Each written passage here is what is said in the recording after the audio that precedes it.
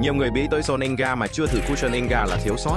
Anh cũng mới vừa được khai sáng ra món đồ makeup quá ư là ưng này. Hãng nổi tiếng với đồ makeup hàn giá dễ thở, son cũng xịn mà cushion cũng xịn nốt. Nhớ nha bản vỏ vàng này nha mấy vợ, mở ra chu choa mà ơi nó thơm mùi đào mà dễ chịu xỉu, có thể là hửi hoài không ngấy luôn.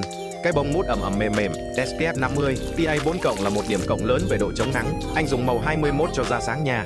Rồi nói về chất sản phẩm nha, bàn này sẽ không quá khô, kiểu lai giữa hỗn hợp ý, lên da chất che phủ mấy nốt thâm mụn và quầng thâm xỉ của chồng. Tưởng lên da một cục vàng khè rồi, trước các cái ca tan ra mới thấy ẻm đẹp nè.